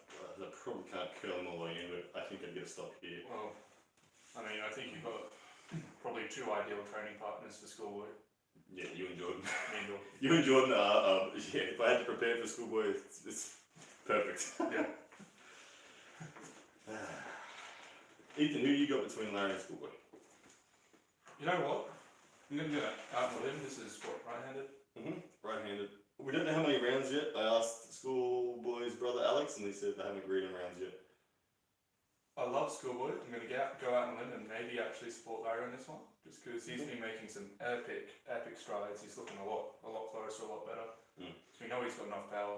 He's the last training video he put out. He was with a Ukrainian bodybuilder / arm wrestler. I don't know how high that was as an arm wrestler, but what I liked was Larry looked like a pro. He was efficient. Yeah. His center table and his movement, the relationship between wrist flexion, pronation, back pressure, and side pressure looked fluid and perfect. There were no errors. There wasn't an unbalance. There was no more effort in one fundamental. Perfectly balanced fundamentals. And wasn't jolty and disconnected. So and guys, if that is something that, if you're new to the sport of arm wrestling, recognize that the fundamentals of back pressure, side pressure, wrist flexion, and pronation are amplified, and the combined sum of all of them is greater when you do them in perfect harmony with each other. You don't want to overdo one and forget about the others. Find the perfect balance. Like, you're better off backing off on your dominant fundamental if you can do it perfectly in unison with all the other ones, because that is awesome. And that's what Larry was doing. He looked really fluid, really smooth. There was no one fundamental that was glaring as the dominant. I mean, if Schoolboy's going to beat Larry, he's going to win the setup and he's going to flash spin him. I think most things other than Schoolboy flash spinning Larry at this point, I'm going to back Larry in a stopped match. I think it's Larry in the first couple of rounds. I think it's a long match. The one thing, and I said this before in my prediction video, is that although Larry's looking very fluid, it's center table fluid. If Schoolboy pulls out one of these, I don't know that Larry's had the experience to know not to commit for side pressure too hard, or to know how patient he needs to be before going, or if he loses his wrist, does he know how to jam and stay safe and yet still get on the bicep and things like that. So the more fatigue they get, the more I'm backing Schoolboy from experience. The longer the match Schoolboy starts. Schoolboy's got the longer levers too, so if he gets this kind of stop on Larry, Larry's in. I feel like Larry would keep him. Larry might have an instinctive press, but if the rotation's set there, he's not going to press through. Yeah. So if the match is here, does Larry know to just relax and take his time and just look for a deeper and deeper and deeper cut? And he's drawn in this corner just. He's got Coach Ray in his corner. Coach Ray. Coach Ray's going over there in early May. Yep. So he's going to have a good 3 weeks with him before the match. So Ray will give him some sound strategies and should have him ready. So this might be the breakout match for Larry, where we all go, okay, because Schoolboy's legit. He's very much legit. If he beats Schoolboy, he's arrived on the sport, pretty much. Yeah. Yeah. Jason Mello, why the crazy weight changes in a week? Is this how you normally move, or is this because of an upcoming match? Is this talking about my table curl? Or are we talking about someone dropping weight? I think he's chatting with Paul Lynn about dropping weight. Or Ms. Eldridge, I'm not sure. Jason says no. So okay. You guys keep having your conversation. I don't know what was going on. I just jumped into the comments at the wrong time, clearly. Talking about myself. Yeah.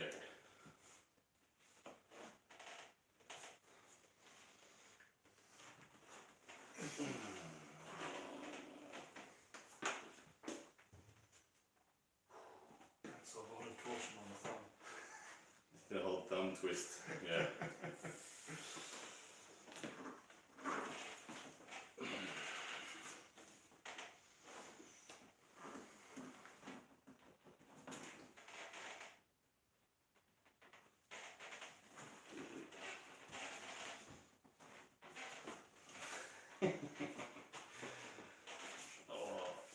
This the release then. Just getting through the elbow. How did you and Jordan meet? Interesting story. Jordan was paid $50 by his brother to come along to a training session. So his brother Aaron had been pulling for about 3 months, really enjoying it. And Jordan was the skinniest, weakest looking human I've ever seen in my life. He weighed like 68 kilos or something. Yep. He was still as tall as he is, but weighing 68 kilos, looked like a stick figure. I mean, his hand could wrap around his forearm. Yeah, he could touch his index finger or his middle finger and thumb. He could touch around his forearm. He got paid $50 to come along. He begrudgingly went along with it, and then begrudgingly came along to a second and third training session at my place, and then he got the bug. Got the bug. And that's history. Crazy to see how much better Ethan has got in the last 3 months from his Eldridor. Yeah. What do you reckon? Yeah, I mean, that hit training, starting that was what, November, December last year? I feel like from there I've kind of... You've arrived in your conditioning and you've moved fluently always. You were one of those guys that watched the sport on YouTube for years, didn't you? Yeah, so I first started following arm wrestling in 2014. So then you bumped into me on a train. Yep. I was with my mum on a train after visiting my daughter in hospital. And this young school kid comes up and says, "G'day. Yep. You're that arm wrestler, aren't you?" Something like that. Yeah, so, I think the excessive hi Mr. Bond. I think was the exact word. Let's go. Look on your face is pretty priceless too. You're like, someone recognised me. Very cool. Yeah. But then you've had a year. You've always studied the movements well.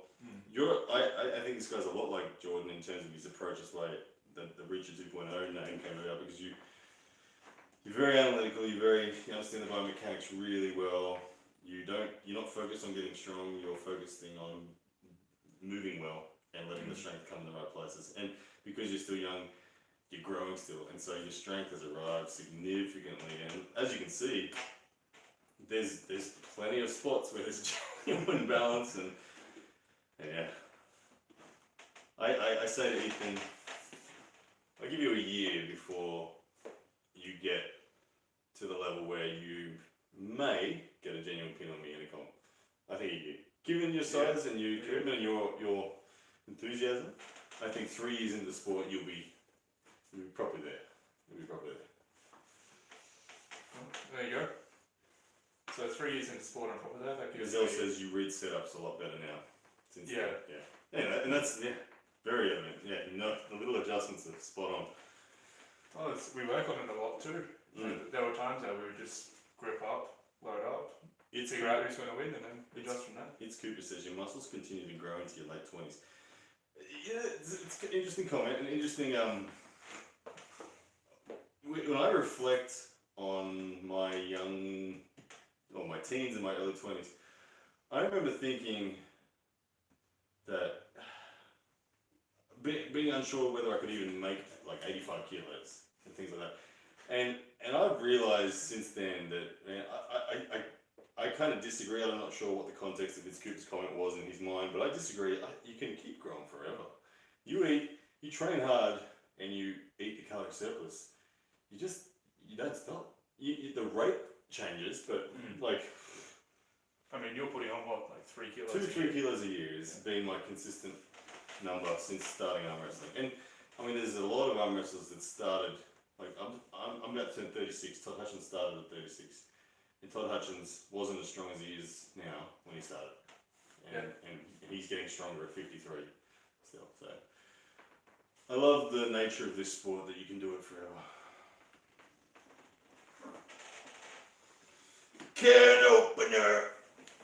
Oh, this derailed can opener.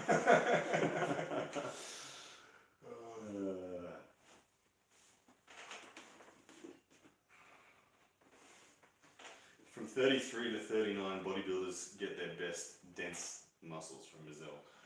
I agree that my dad said to me that he felt he was at his physical peak when he was 40. And he was never an athlete, he was a farmer. But he felt his strongest when he was 40. So I kind of feel like I'm heading that way. I've kind of made that prediction for myself that I think I'll be at my peak in a sport at 40. And that's when I want that 40 v 50 super match with Devon. It's going to happen. And if I continue with my 2 to 3 kilos a year by then, I got another 4 years, so let's go 12 kilos. So that, what am I, 95? So not too bad. It puts me at 107. Yep. 107 with the same percentage body fat right now. Yeah, that sounds good. I like that. I like the sound of that. I think that is ready for Devon. Devon and his King's move. Man, that'll be fun. I can see it. It'd be hit, Devon would stop me, and I'd have the wrist flexion there, but Devon would be dragging that, and I don't know, what would I do against Devon? Devon's got a long arm. He's got a long arm, so that's alright. Feels like this. I think, yeah, I'd start to try to drag him down like this. Bending his wrist in, and in the straps, of course, so, and then on the bicep, trying to make him work more than me. And just wait here till he either comes in or bleeds out or whatever. The inside counter to the King's move. No one ever talks about it. Everyone says climb and regroup. I like the inside counter. Yeah. Someone told me the other day I don't understand the King's move. After I put out the video about Brandon's ugly arm wrestling. I think I understand the King's move really well. Yeah. Brandon has got the ugliest King's move I've seen. Oh, he's ugly. I've seen a lot of ugly King's moves too. Yeah. What year you born, Ethan? 2002. Bazell asked, Ethan, are you born in 1993 as well? Only 90. Are you serious? Did you really think that he was born in 93, Mazell?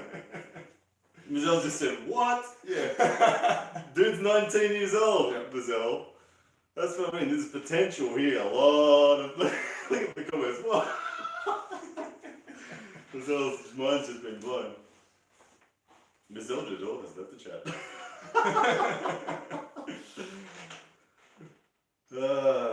Go listen to Adam's stream after he and Herman were talking about you. Fair enough. Usually from those two it's some sort of stab, but fair enough.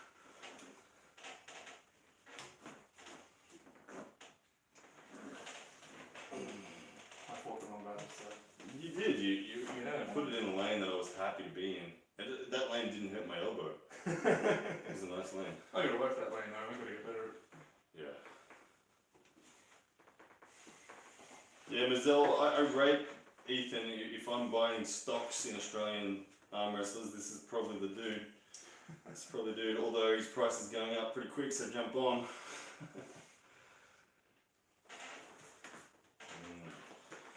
Slowly go through so my elbow doesn't hurt. It hurts when you do that. It just puts it on puts it onto an inflammation that it's nasty. Damn you, Uncle John. That never hurts me. Oh, it's so flared. Mazil Jador says Mario, Adair, and Richa. Yeah. I think I was talking to Jordan about this the other day. Brisbane arm wrestling, as you know, centre of man, Neil Pickup will confirm it. Brisbane is the mecca of arm wrestling. Legit, at least for Australia it is. Legit. Yeah. In Australia it is legit the place to be. The depth here is really freaking good.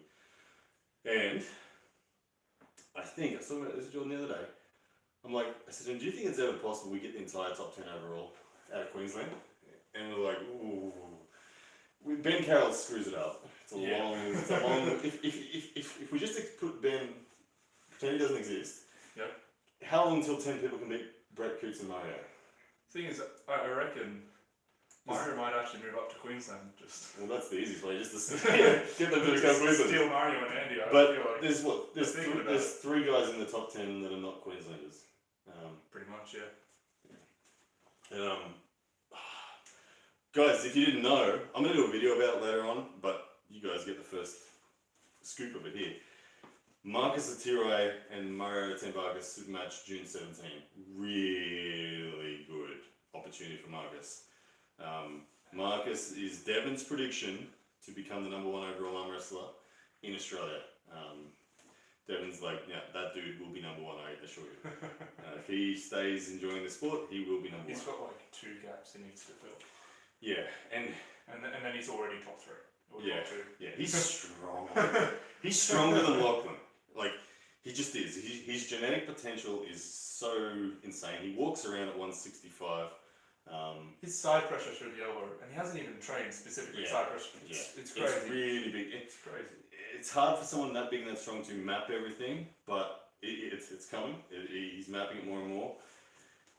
And yeah, he's got a match against Mario. Mario is a great top roller, so that is the one vulnerability of Marcus, is that he loses his hand. But Marcus seems to have an ability in comp to tap into his true fired up self, and that fired up self, Torben couldn't top roll him.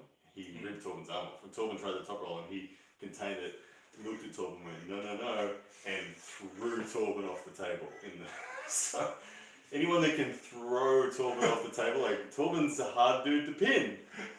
He threw Torben off the table, through Torben's power. Torben was set in his best position, and Marcus went no, just threw him off the table. So if he can beat Mario, whoa, that's a big chapter step forward. I'm really interested to see how it goes, and I will cover all of that. 100% I'll cover all of that.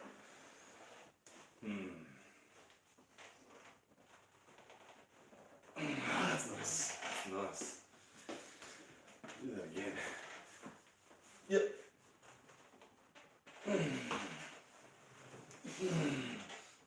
Nice. Oh, I like that. That's good wrist flexion and good back pressure pronation for you, isn't it? Yeah. I've been doing a little bit more training, just starting deep hook and trying to... Well, that's John Brzezink's advice, isn't it? Yeah. Because if you didn't know, John Brzezink's advice, best way to learn to top roll, start and hook. And then work out how the hell you top roll from there. And that'll give you all the fundamentals of, in respect to the hand, of how to be a good top roller.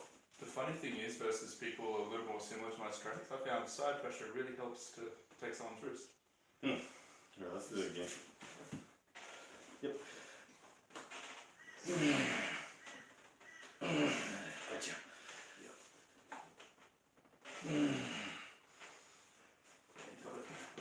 The door closed. I know maybe it was the addition of this. That meant that my arm lats didn't have to work as much as before. Yeah, and doesn't take many mass efforts to guess. Yeah. Ms. Zildjian says, I think the longest I've ever stood at the table was 13 to 14 minutes. 80 minutes, and here we go. Yeah, we haven't stepped away other than to grab a drink of water. We've been arm wrestling the whole time, and our effort has been high. Yeah. But Mazel, it's an interesting comment. This has always been my personal journey. I've never not done this. I've always been on the table. Even when I first started and I was so freaking sore, I stayed on the table.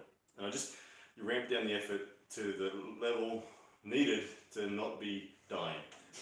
But that's resulted in, I can pull for 2 hours, whatever. Yeah. When I went to Arizona, when I pulled Chance Shaw, won the super match, pulled all of Florida for about 2 hours without getting off the table, then flew to John's. A day later, pulled John. A day after that, pulled all of Arizona for another 2 hours straight. And at the end of that, I still feel the same. And people like Eric Wolf would come back every 15 minutes, and I hadn't got off the table, and the balance was the same. And Eric was like, how the hell are you doing this? I'm like, I don't know, it's just always what I've done. Yep. It's always what I've done. I mean, if you want to get endurance, just don't leave the table. Yeah. Jason Miller asked, Ryan, do you still go to the gym, or everything exclusively from home?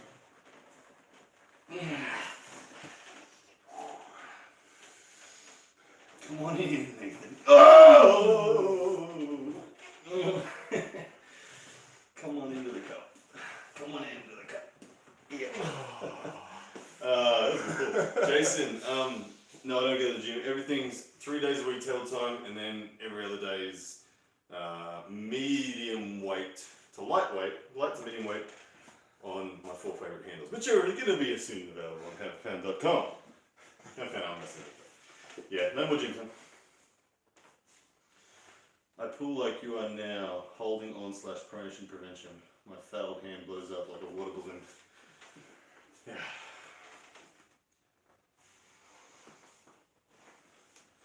Yep. I'm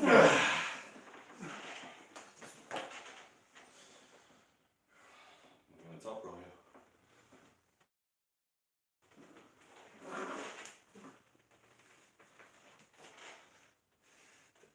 Pain comes in when you come to the front, man. Wow. What's this top rolling nonsense? Yeah. What's your opinion on Rahul Panika? I don't know who Rahul Panika is, sorry. Yeah. So you just train the forearms. Yeah, but arm wrestling itself inherently involves a lot more than just the forearms, even though it's predominantly forearms. There is bicep, brachialis, pec, shoulder, everything. Elbow side pressure can. I don't underestimate the value. I think you'll find your journey in arm wrestling is going to be a continuous rebalancing of your strength in your hand and wrist and forearm relative to what your elbow can handle. There's no point in having if you have too much on your hand, for instance, what will happen is you'll find you'll come up against arm wrestlers. You'll take control of the hand and wrist. You'll go to move sideways. You won't be able to, either through pain or just a lack of conditioning and strength. And case in point, my match against Justin Bishop 2017. 4 out of the 6 rounds I took control of the hand and wrist, yet I lost 6-0. Likewise, you can go the other way. If you have too much arm and too much elbow conditioning and not a hand to hang with it, you're going to be disengaged. And yeah, you often see that in a lot of really brand new guys that come with bicep strength that just don't have a hand. So it's always a rebalancing. Try to level them up somewhat together, but of course it's very dependent upon your opponent that you're facing as well. Some opponents are going to need a different ratio. I mean, it's interesting. So 3 months ago, I did a random 1-rep max on bicep curl here at your place, and then I just picked that same weight up at the end of the session the other day and casually 10-repped it. And I've done no specific bicep exercises since, so I'm talking about curls and that, it's a weird thing. It doesn't make a lot of sense mechanically, but the forearm does so much of the work in a bicep curl. So much of it. I've watched Jordan Davis with the most pathetic biceps in the world lift, curl 50 kilo dumbbell. And you're like, okay. And those table curls that I did yesterday, the 70 kilos and all that sort of stuff, the failure and the pain is, there's no pain up here. Yes, this is working clearly, but the forearm flexion connections are the thing that feel it most. And well, I mean, you're putting 65.8 kilograms in your wrist flexion essentially at the start. Yeah. Rahul Panikar is that 70 kilo guy that beat Larry in a super match. So I think it might have been the 70 kilo Indian national champ, I'm guessing. I haven't watched a lot of that recently. I know that he initially was ahead of Larry, and that was just an indication of Larry's lack of familiarity in arm wrestling in the early days. I highly doubt that's still the case based on what I've seen from Larry. I think Larry would have surpassed Rahul easy, but I could be wrong. But I would imagine, Larry's going to pass him out. Ms. Jill says, that's me on strong center table when I take everything I can't pin. My strongest point is close to pin, back to center, from center to pin. I have nothing. Elbow. Hang on, what? You answer it because I didn't understand it. He's strong from here to here. Oh, yeah. So what's he asking? Elbow. Yeah, man, elbow. If you're good at containing and you struggle to pin, there's 2 things that could be lacking. One is rotation, because you can pin in a hook with lat pressure as long as your rotation is really strong. You can get down there like that. But yes, the other one is that way right here. Conditioning that from center, and because it's the same as when you're down here. It's the exact same as being center. One of my most common training, and it's like 80% of my training with my handles, is dead center and elbow. It's dead center, elbow with all the handles I've got. With the soft loop, I go heavy with the other handles, but it's dead center, elbow based. Big difference between elbow based side pressure and shoulder based side too. Yeah, but also if you want to get good at offense, you got to practice offense. Like that was me 7 months ago. Was really good at catch hold, but I had nothing to finish. Yeah. And now, my biggest weapon's probably just to hit off the go. So keep training. Yeah. Do it. Yeah. Larry Gasparini is asking, Ryan, are you a pancake guy now? Yeah, man, I like pancakes, and the current arm wrestling trend of pancakes set by Devin is a pretty cool one. I'm in. I actually ate pancakes at the beginning of this video. I wish I had more.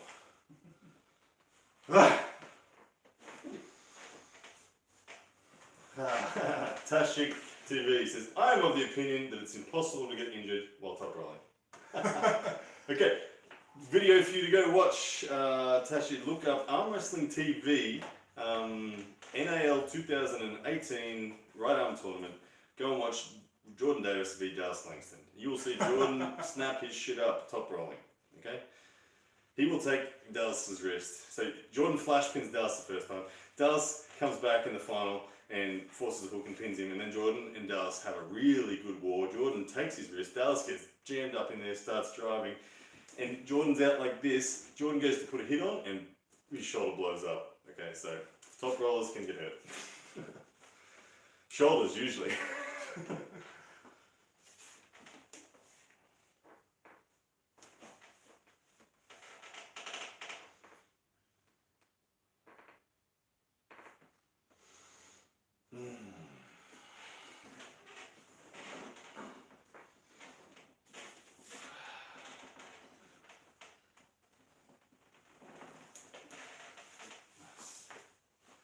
She activity says ouch. Yeah, ouch. Anytime your shoulder is fully exposed like that, and you're top rolling out here, those little connections are at their limits, and there's always risk. So, yeah. I mean, Jordan and myself quite often expose our shoulders when we're going over, and trying to get that last bit of side pressure often comes from putting that shoulder on its limit.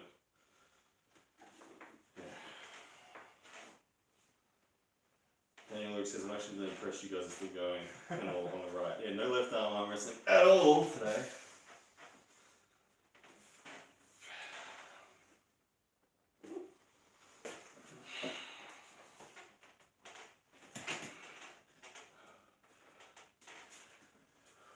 You work for the pin.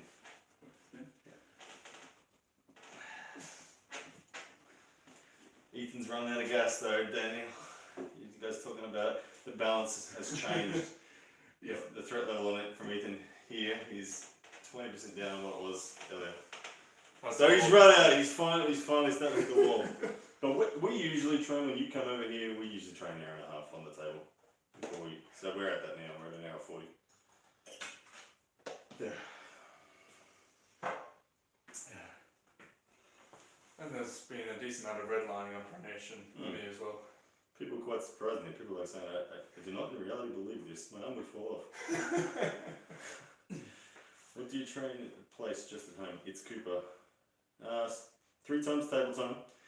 1 explosive hit session. 1 a session like this. And another session where I grip a whole club and I just let them grind me to the pad. When I'm taking on continuous fresh people, it takes about 20 minutes for me to wear out. And then it's light to medium weights on a cable with different handles. So yeah, I'll do about this much time, if not more, on Wednesday again. On Saturday, do more. Let me show everyone my handles. Yep.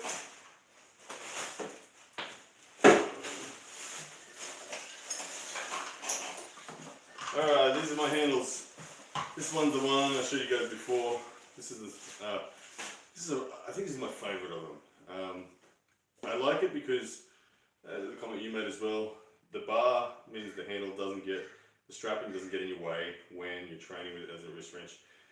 Clipping it central, really nice balance. Clipping it either side just makes your cupping, your containment either top side of your hand or bottom side of your hand. Feels really, really good.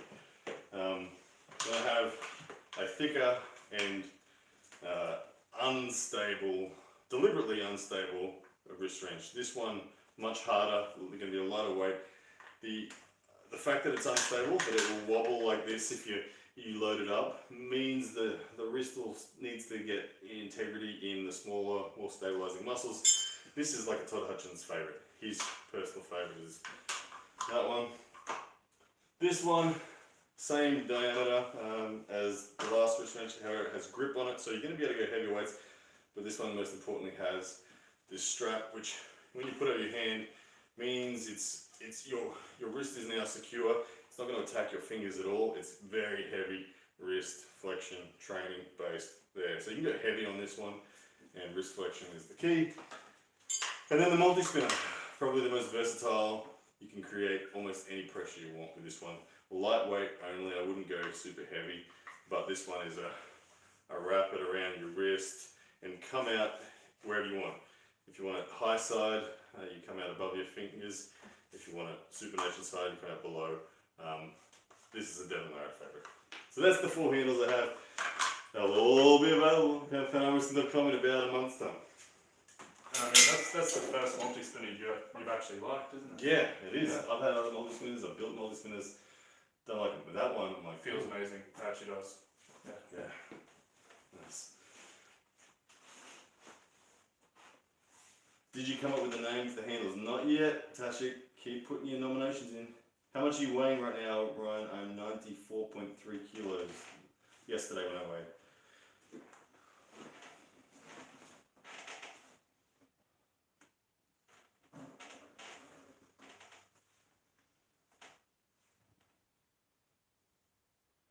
Yeah, Brazil, you're only 10 months in, your elbow conditioning. Side pressure is the last thing that I suggest anyone deliberately trains. I think hand-based first, bicep-based second, pronation-based always. But elbow is what separates the elite from the non-elite, I believe. All the other fundamentals, it's kind of easy to get them. Elbow is a hard slog. It's a hard slog, but it's a necessary slog. I don't think anyone, unless you're the guy in terms of these fundamentals, like John was. John doesn't have huge side pressure and elbow conditioning because he was the guy here. So, but you're not going to be the guy. There's always going to be someone who's on par with you in these senses, and when that's the case, you need to be able to lean on your elbow, whether it's top roll, hook, press, whatever. Uncle John, the arm wrestling show's here, but his first comment, but can you get square? Oh my goodness, the man himself, Uncle John.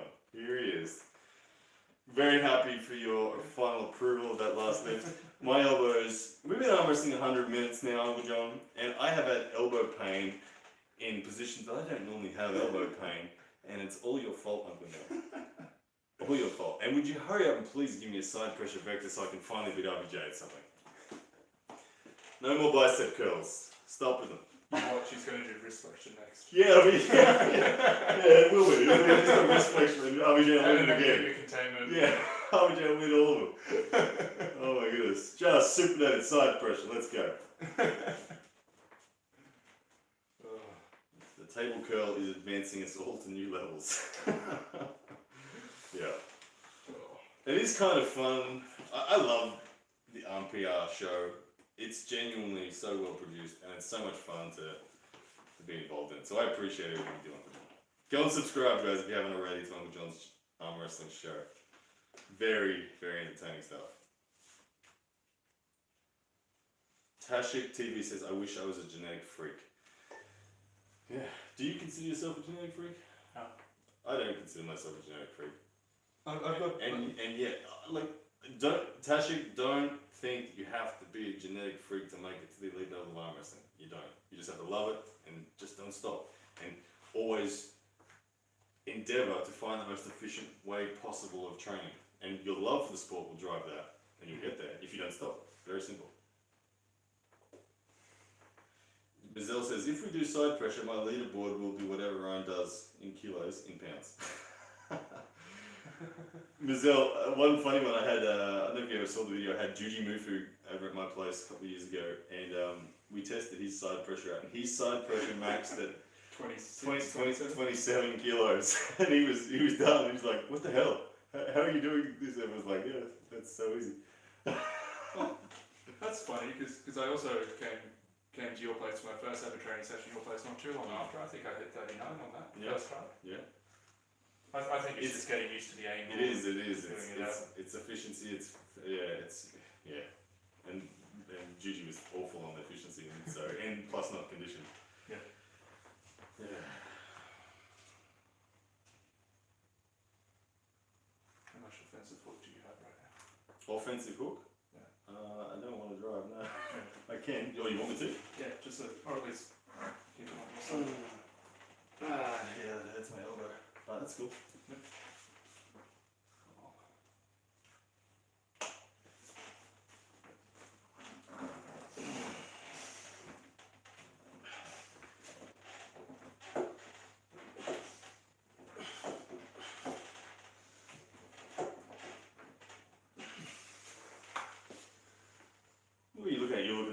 then, were you? Yeah. I was wondering what you were looking at.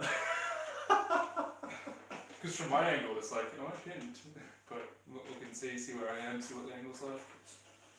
Yeah. Because I can't really turn around and look at this one. So. With a question from John 11565, were Judy's arms pretty toast when he tried that side pressure lift? He was somewhat toast in general. He was fresh that day, but his elbows were sore from just life in general.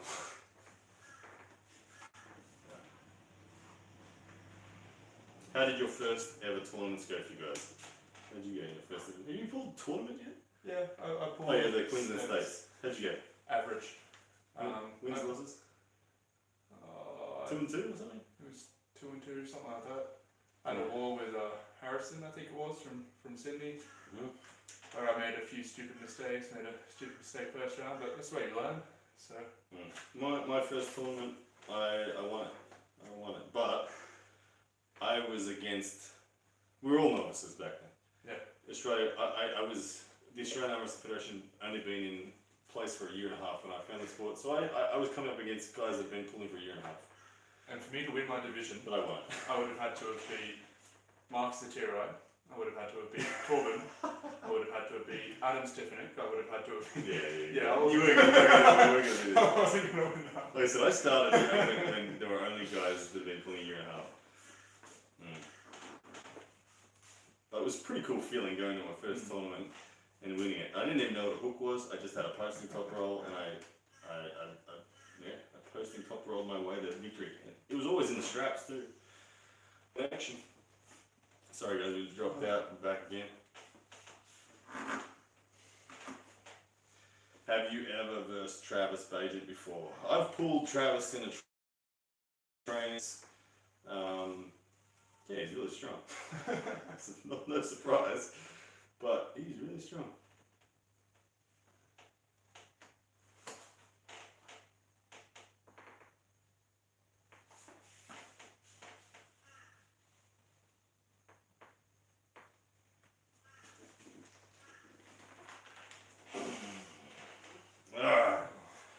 Guys, we might end it there. What do we got? 112 minutes of continuous pulling. I feel good. You feel good? I feel pretty good. Feel pretty good. Soreness? Where's it at? 2. 2. My general soreness, again, I'd say 2 as well, but there are positions where it's like, oh, hang on, why is that sore? That's from the table curls.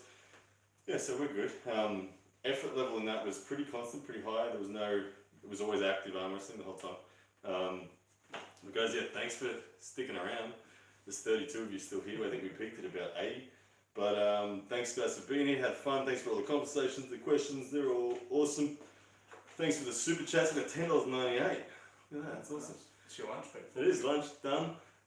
Thank you so much, and yeah, see you guys again soon. Now to the awkward ending. Matt Mask is the king of these things. See you guys.